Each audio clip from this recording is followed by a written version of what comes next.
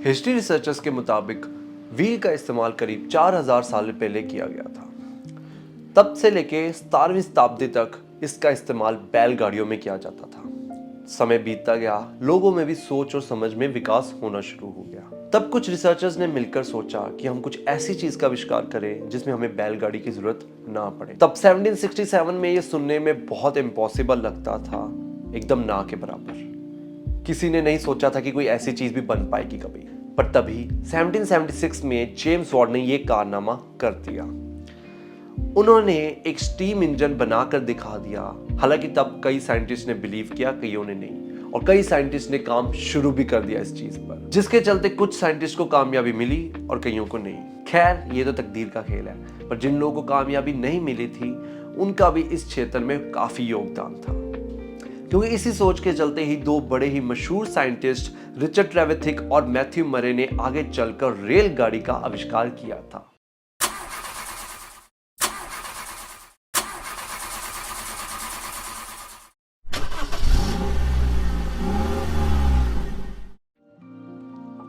अगर आपको नहीं पता तो आपकी जानकारी के लिए मैं बता दूं, इटली में बहुत समय पहले ही जमीन पे चलने वाली गाड़ी से भी पहले हवा पे चलने वाली गाड़ी का आविष्कार करना शुरू कर दिया था।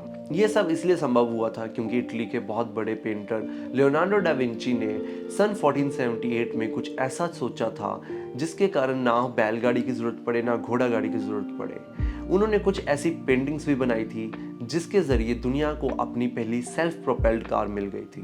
पर अब मानो या ना मानो, वो पहली कार असफल साबित हुई थी।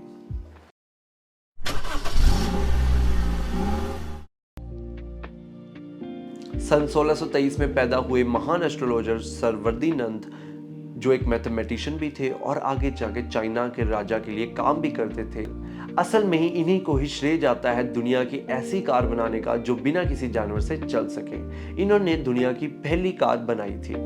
सन 1672 में इन्होंने एक चाइनीज एम्परर के लिए पहला भाप से चलने वाला एक संतुलित वाहन बनाया था, जो कि खुद से मोमेंटम पैदा करता था और चलता।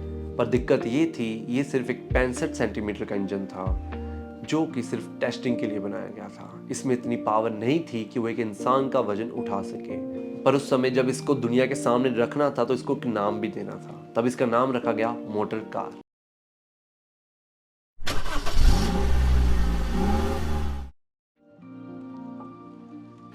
जैसे कि पहले बताया था कि 1776 में जेम्स वॉट के भाप इंजन के आविष्कार के बाद से ऊर्जा से चलने वाले वाहनों को गंभीरता से लेना लोगों ने शुरू कर दिया, जिसके कारण लगभग 100 साल बाद 1876 में पहला पेट्रोल कार इंजन का आविष्कार हुआ, जिसका आविष्कार किया था निकोलस ऑगस्ट ऑटो ने।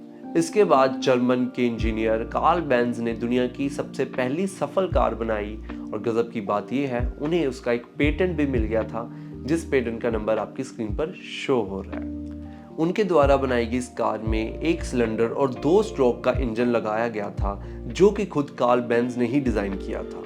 उस समय पर यह बहुत बड़ी बात थी, और इसको और यादगार बनाने के लिए न्यू ईयर वाले दिन यानी 1 जनवरी 1879 को इसे जनता के सामने रोड पर चलाया गया।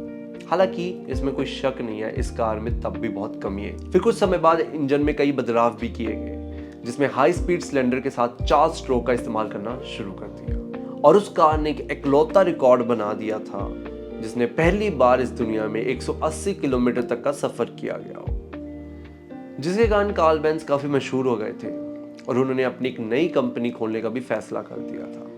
आगे चलते ये कंपनी बहुत मशहूर हुई और ये पहली ऑफिशियल कार कंपनी बन गई। इस कंपनी को हम आज भी जानते हैं मर्सिडीज के नाम से।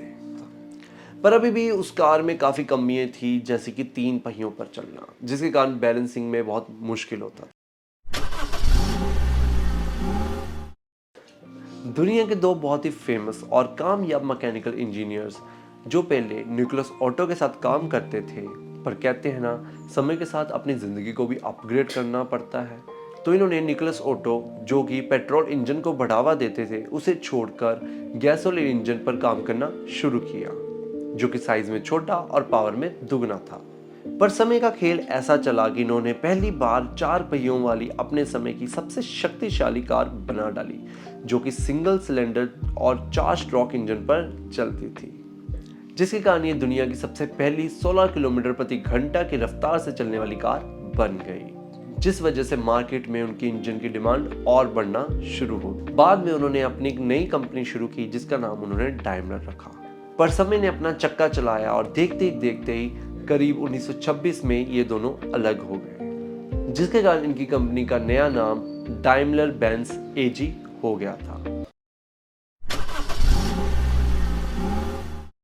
20वीं सदी में आते आते कार्स मैन्युफैक्चरिंग की बात कोई नई बात नहीं रह गई थी, क्योंकि इस समय सिर्फ अमेरिका में ही 280 से ज़्यादा रजिस्टर्ड कार मैन्युफैक्चरिंग कंपनीज खुल चुकी, जिसके कारण अब कार्स का निर्माण मार्केट के नजरिए से होने लगा था। इससे पहले कार्स का निर्माण सिर्फ यूरोपियन कंट्रीज में होता था, पर अब अमेरिका, रशिया जैसी दूसरी कंट्रीज में भी कार्स का निर्माण होना शुरू हो गया था। और आपको बता दूं, सन 1903 में हेनरी फोर्ड ने भी अलग अलग पुर्जों को जोड़कर मोटरसाइकिल का भी निर्माण करना शुरू कर दिया था, जिससे मोटर कार्स के निर्माण में क्रांतिकारी बदलाव आया। अगर हम समय में थोड़ा पीछे जाएं तो 1899 में if you want to buy a car तो आपको 3 ऑप्शंस मिलती थी। सबसे पहली स्टीम पावर्ड कार, जो गैस पावर्ड बॉयलर्स पर चलती थी। ये कार में आप जहां तक जाना चाहिए आपको कार वहां तक लेके जा सकती है, बशर्त ये है कि आपको उतना सफिशिएंट पानी लेके जाना पड़ेगा, क्योंकि ज़रूरत पड़ने पर बार बार आपको पानी भरना पड़ेगा और 30 मिनट तक का इंतज़ार करना पड़ेगा ताकि इंजन दोबारा गर्म हो सके। या फिर इसकी जगह आप एक ऐसी कार ले सकते हो जो कि गैसोलीन पर चलती है, जिसमें कंबशन इंजन लगा होता है, पर दिक्कत ये है इसको आपको मैनुअली स्टार्ट करना होता है। अब मैनुअली स्टार्ट करने में आपको काफ़ी खतरा फेस करना पड़ेगा, बिकॉज आपको अपने हाथों से स्टार्ट करना होता है और आपका फेस भी इंजन के बिल्कुल करीब होता है, जिसके कारण हीट जो है वो आपके फेस पे काफ़ी आनी शुरू हो जाएगी। और अगर एक बार इंजन स्टार्ट हो भी जाए तो वो इतनी गैसेस, स्मेल और कंबशन निकालता है, जिसके कारण आपके आसपास वाले लोग आपको पक्के से गाली देंगे ही देंगे। और फिर आती है आपकी लास्ट और ऑलमोस्ट सबसे बेस्ट ऑप्शन, बैटरी से चलने वाली गाड़ी। ये ना इतना टाइम लेती है स्टार्ट होने में, ये जल्दी स्टार्ट भी हो जाती है और ना ही ये कोई धुआं या कोई गैस छोड़ती हैं। और अगर आप ऐसी जगह पे जहाँ पे इलेक्ट्रिसिटी अवेलेबल है तो आप इसको आसानी से चार्ज भी कर सकते हैं। नो डाउट 19th सेंचुरी खत्म होते होते लगभग 40% अमेरिका में गाड़ियाँ इलेक्ट्रिक थी। माना कि उस समय में जिस भी शहर में इलेक्ट्रिसिटी थी वहाँ पे ये इलेक्ट्रिक गाड़ियाँ बहुत ही कामयाब थी। पर इलेक्ट्रिक कार्स की एक बहुत ही बड़ी कमी थी, ये थी कि उनकी बैटरीज, उस टाइम पे बैटरीज बहुत ही महंगी और कम लाइफ टाइम वाली होती थी। उस समय कई साइंटिस्ट ने ऐसी बैटरीज बनाने की कोशिश की जिसमें काफ़ी बिजली हम स्टोर करके रख सकें। कई लोगों ने उस समय बड़े बड़े शहरों में कई बैटरी पॉइंट्स भी खोल लिए थे कि कहीं अगर किसी की बैटरी डेड हो जाए, किसी की कार चलाते वक्त बैटरी वगैरह डेड हो जाए तो उसे उसी टाइम बदला जा सके। पर यह सिर्फ कई सीमित शहरों तक ही था, जिसके कारण इलेक्ट्रिक कार्स का लंबा सफ़र तय करना या दूर तक जाना नामुमकिन हो गया था, क्योंकि इनमें डलती थी बैटरीज जो कि काफ़ी महंगी थी, और उन्हीं महंगी बैटरीज के कारण इन कार्स का भी महंगा होना लाजमी था, जिसके कारण लोग इन कार्स को अफोर्ड नहीं कर सकते थे।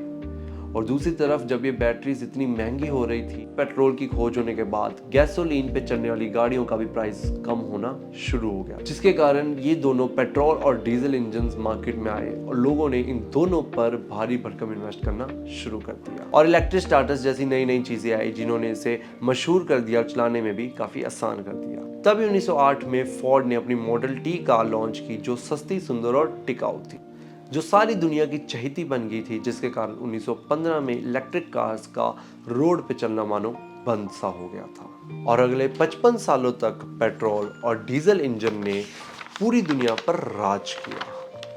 पर 1970 में समय ने अपना रुख फिर से बदला और इन इंजन्स में खामियां आनी शुरू हो गई। उस समय के रिसर्चर्स के मुताबिक कार्स की वजह से वातावरण प्रदूषित होता चला गया और धीरे धीरे बर्बादी की ओर बढ़ गया, जिसके कारण कई सरकारों और एनवायरमेंटल ऑर्गेनाइजेशंस ने फिर से एक बारी इलेक्ट्रिक कार्स की ओर बढ़ावा देना शुरू कर दिया था। पर उस समय तक लाखों कंपनीज ने करोड़ों का इन्वेस्ट कर दिया था पेट्रोल और डीजल इंजन्स पर, तो ये इतना आसान नहीं था। पर फिर भी कई लोगों की कोशिश के बाद मार्केट में लिथियम बैटरीज आई, जो कि रिचार्जेबल थी। ये काफी हल्की थी और ज्यादा प्रदूषण भी नहीं करती थी।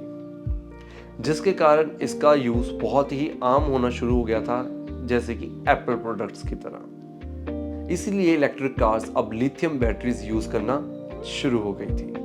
पर अभी भी ये कार्स पूरी तरह से इलेक्ट्रिक नहीं थी। ये बैटरी सिर्फ इंजन का लोड कम करती थी, जिसके कारण से प्रदूषण थोड़ा कम फैलता था। फिर इसी दौरान 2008 में टेस्ला का प्रवेश हुआ, जो कि एक कदम और आगे ले गई। सारी दुनिया के ऑटोमेकर्स, ड्राइवर्स, कार कंपनीज का ध्यान अपनी तरफ खींचते हुए उन्होंने अपनी पहली लिथियम आयन पावर्ड रोडस्टर्स को पेश किया। ये इलेक्ट्रिक कार पूरी तरह से इलेक्ट्रिक थी, जो कि 320 किलोमीटर तक चल सकती थी, जो कि दुगनी थी पिछली इलेक्ट्रिक कार से। और तब से इलेक्ट्रिक व्हीकल्स की ग्रोथ असीमित गति छूती रही और ऊपर से ऊपर जाती रही। ये गाड़ियाँ पेट्रोल इंजन पे चलने वाले वाहनों से भी ज़्यादा जल्दी एक्सेलरेट कर सकती थी, और ये बिजली पे चलती थी, तो इनका खर्चा भी कम होता था। नॉर्वे की सरकार के मुताबिक 2020 में कार्स की सेल में 75% इलेक्ट्रिक कार्स थी, जिसके कारण पेट्रोल इंजन पे इन्वेस्ट करने वाले बहुत ही कम रह गए थे। दोस्तों, अब वो वक्त भी दूर नहीं है जब इलेक्ट्रिक कार्स पूरी दुनिया की रोड्स पे अपना कब्जा कर लेंगी और पेट्रोल और इंजन वाली कार्स को रेस से बाहर निकाल देंगी। धन्यवाद दोस्तों, आई होप आपको बढ़िया लगा। मेरा नाम है रितेश, साइनिंग ऑफ।